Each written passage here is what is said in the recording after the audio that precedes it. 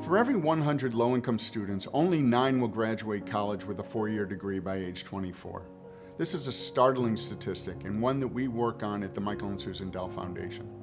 As part of our work, we partner with organizations that work in the education space to improve college preparation and completion outcome for these students.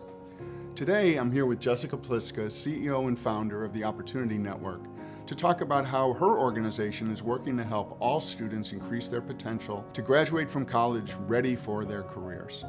So Jessica, tell us about the Opportunity Network and what specifically are the problems that you're working on? Thank you. So at OpNet, a critical piece for us is career development. So we know that career development is a driver of college success. And so helping students be aware of, expose them to potential careers of their interest means they're more likely to get through college. Beyond that, we also know that college is not the final destination. And so we need to be integrating the career development work into the college process. And so our vision is that every student from a low-income background will graduate with the skills and guidance and information they need to make good on their college degree. So at OpNet, you have 2 primary programs, the OpNet Fellows and the OpNet Partnerships program. Can you talk a little bit about those programs and how they're different? Sure. So our Fellows program is our flagship program. It is an intensive 6-year program. It starts sophomore year of high school and goes all the way through to college graduation. The program is based on the curriculum that is focused on what we call career fluency, which includes 4 things: college access and guidance and success, career exposure, professional etiquette, and networks and social capital. In college access and success, obviously we're working to give our students the guidance and information they need to get to their best fit college, and again, working with them all the way through college. The career exposure piece is helping them understand all of the choices that are out there so they can make an empowered choice about their future. The professional etiquette piece is about mastery of all of the different things you need to know to be able to succeed professionally. And the networks and social capital piece says we get 80% of our jobs from people we know. Our students could be motivated and well prepared, but if they're not thinking through about how to develop professional relationships and sustain those relationships, they can't be successful. Our other program is really exciting for us, which is our OpNet Partnerships program, which is trying to meet an urgent need in the field for college access organizations that want to expand to do college success and or career fluency, but haven't gotten to that point yet.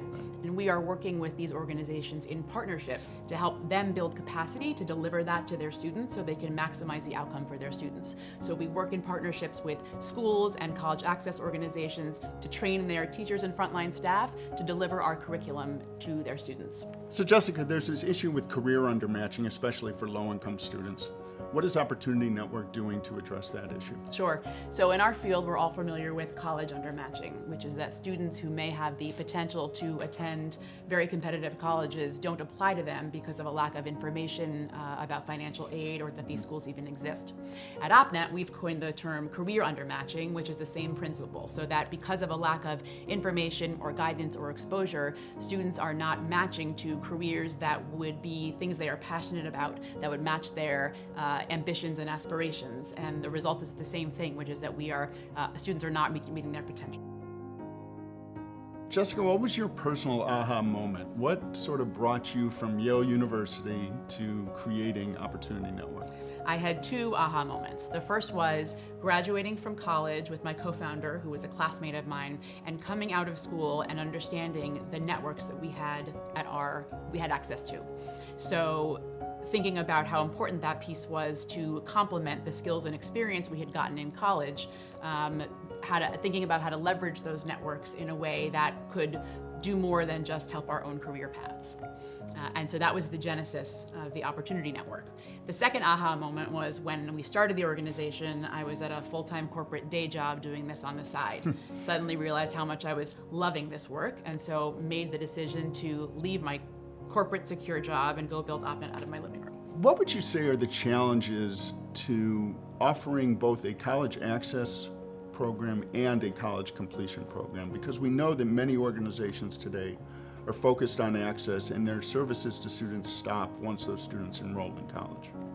I think the issue is one that is an issue in our ecosystem, which is that all organizations want to do right by their students, and all organizations in our space are under-resourced and overworked. And so thinking through how to make sure we can create time and space and resource for that is really incumbent on the rest of the ecosystem, funders and other partners to make that happen. So it comes down to a question of resource primarily. We hear a lot in our field, we're just not there yet. I'm doing the college access piece and we're not up to success, or I'm doing the success piece and we're not up to career. And if you're doing this work with these students in our world, you're there. And you need to be paying attention to it. And so the question is, how can we increase field-wide capacity so that we can all do that for all students? So OpNet has made that transition to serving both from an access standpoint and from a completion standpoint. So what advice would you have based on what you've learned for these organizations that are out there that are only doing access today? What would you tell them? I think we all have work to do in terms of advocacy, in terms of all of us saying, in order for us to actually make good on the commitments we're making to our students, we need to be able to provide them the full range of services. And so we call on everybody to get engaged in that conversation. On a practical level, there is no substitute for tracking and evaluation.